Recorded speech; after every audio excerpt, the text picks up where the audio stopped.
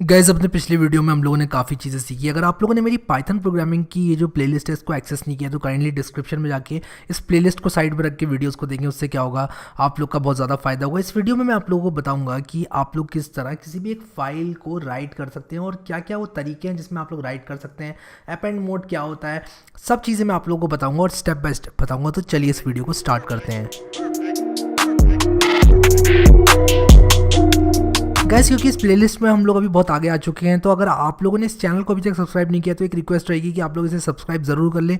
इससे क्या होगा कि ये चैनल आपकी यूट्यूब से गुमेगा नहीं और आप लोग को वापस से मिल जाएगा और आप लोग जो है अच्छी तरह इसी तरह सीख पाएंगे जैसे सीख रहे हैं। क्योंकि अगर ट्रैक से चले गए तो बहुत ज़्यादा प्रॉब्लम हो सकती है। मैं पाइजाम में आकर यहाँ पर एक नई फाइल बनाता हूँ और उसका नाम मैं यहाँ पर रखने वाला हूँ फाइल राइट डॉट पाई। हालांकि मैंने पिछली जो फाइल है उसका नाम फाइल राइटिंग गलती से रख दिया था, लेकिन उसमें मैंने रीडिंग बताया था। तो इस तरह की गलतियों को आप इग्नोर आप लोगों ने कर ही दिया होगा, मैं आप लोगों से उम्मीद करता हूँ। इसका नाम फाइल रीडिंग मुझे रखना चाहिए था, बट क्या ही फ़र्क पड़ता है, मैं इसको रीनेम कर ही देता हूँ यार। इस वीडियो में हम लोग सीखेंगे कि एक फ़ाइल को राइट किस तरह करना है।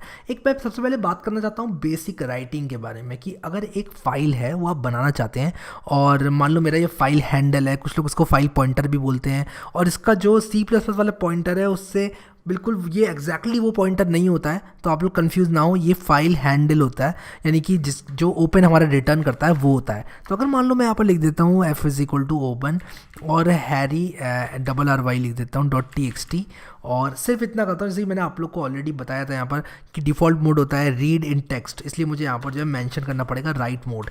अब राइट और जो डिफ़ॉल्ट है वो टेक्स्ट होगा, तो राइट होगा एज टेक्स्ट, ठीक है।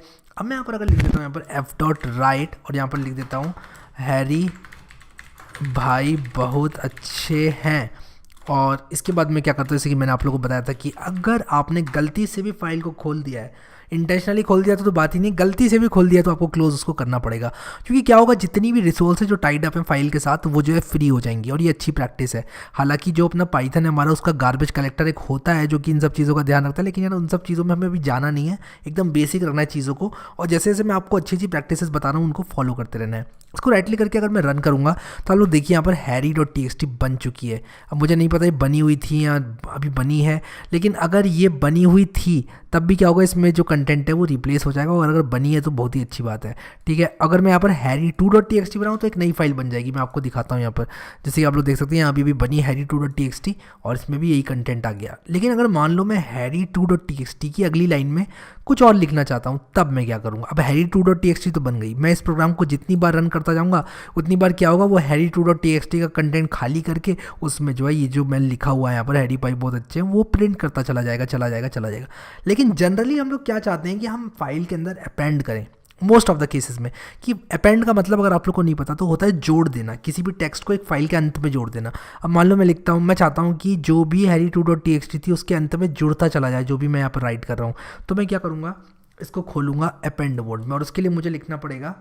अब मैं इसको अगर रन करूँगा तो आप लोग देखो यहाँ पर आ गया है हैरी भाई बहुत अच्छे हैं, उसके बाद एक और हैरी भाई बहुत अच्छे हैं आ गया, और मैं फिर से इसको जितनी बार रन करता रहूँगा उतनी बार जो है ये यहाँ पर हैरी भाई बहुत अच्छे हैं अपेंड होता जाएगा होता जाएगा होता जाएगा। अगर मैं हैरी भाई बहुत अच्छे हैं के बाद एक \n लगा दूँ, यानी कि न्यू लाइन कैरेक्टर भी लगा दूँ, तब क्या होगा वो अगली लाइन में प्रिंट करेगा। जैसे कि आप देख सकते हैं यहाँ पर एक न्यू लाइन कैरेक्टर भी प्रिंट किया। अब अगली बार प्रिंट होगा तो यहाँ पर देखो हैरी भाई बहुत अच्छे हैं आ गया और एक इसने न्यू लाइन कैरेक्टर प्रिंट कर दिया। अब अगली बार प्रिंट होगा तो नई लाइन में प्रिंट होगा।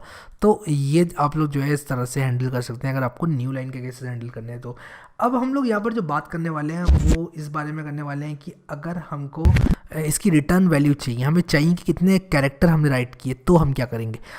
एकदम सिंपल है, आप लोग a इज इक्वल टू ये कर दें और इसके बाद आप प्रिंट करेंगे अगर एक हो तो ये नंबर ऑफ कैरेक्टर्स जो कि इसने राइट किया फाइल में वो हमें दिखाएगा। जैसे कि आप देख सकते हैं यहाँ पर 28 आ रहा है, ये रिटर्न कर रहा है कितने कैरेक्टर्स आपने फाइल के अंदर लिखे हैं। अब अगर मान लो मैं इसको राइट मोड में खोलता हूँ तो क्या होगा, इसका जितना भी कंटेंट है वो सफाया हो जाएगा और ये फाइल नहीं बन जाएगी। उस केस में भी ये मुझे कितने कैरेक्टर्स ने राइट किए हैं वो एज अ रिटर्न वैल्यू देगा। अभी ये मेरी फाइल खाली हो गई, इसमें हैरी भाई बहुत अच्छे हैं लिखा होगा क्योंकि मैंने क्या किया, इसको राइट मोड में खोल दिया। राइट मोड का मतलब होता है कि जो भी फाइल में है उसको साफ कर दो और जो अब लिखा जा रहा है उसको रखो। लेकिन अपेंड मोड का मतलब होता है कि जो फाइल में है उसको तो रखो ही रखो और उसके बाद में ये जोड़ दो। तो ये राइट मोड और अपेंड मोड मैं आशा करता हूँ समझ में आया होगा, और आप लोग को ये भी समझ में आया होगा कि नंबर ऑफ कैरेक्टर्स रिटर्न करता है हमारा जो f.write फंक्शन है वो।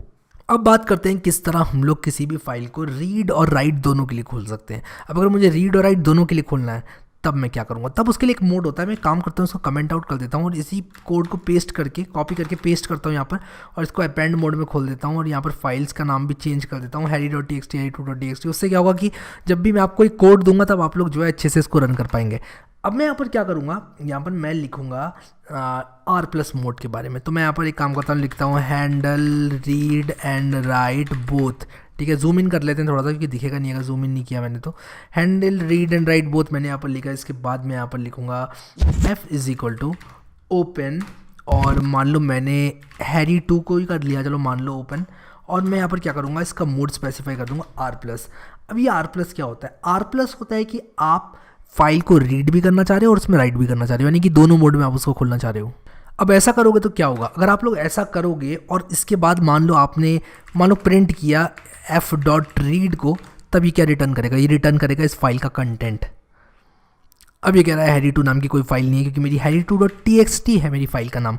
मैं राइट क्लिक करके इसमें रन फाइल करूंगा और ये देखो ये कह रहा है हैरी भाई बहुत अच्छे हैं, क्योंकि इसमें मेरा हैरी भाई बहुत अच्छे हैं है। अब मान लो मैं इसको रीड करने के बाद मुझे लगता है कि इसके बाद मुझे थैंक यू भी लिखना चाहिए था, तब मैं यहाँ पर क्या करूँगा, मैं लिख दूंगा f.write और उसके बाद मैं लिख दूंगा यहाँ पर थैंक यू। और अब आप लोग देखो इसके बाद मैं जैसे इसको रन करूँगा तो ये रन हो जाएगा सक्सेसफुली। अब मैं फाइल को खोल के देखूंगा, देखो यहाँ पर थैंक यू आ गया है। तो मैं एक ही बार फाइल को खोल के उसमें रीड और राइट दोनों कर सकता हूँ। तो मुझे ऐसा करना है तो मैं इस फंक्शन का यूज करूंगा। तो ये था हमारा रीड और राइट मोड। मैं आशा करता हूँ वीडियो आप लोगों को पसंद आया होगा। अगर आप लोगों को पसंद आए तो उसको लाइक कर दीजिए, चैनल को सब्सक्राइब कर दीजिए। Thank you so much guys for watching this video and I will see you next time.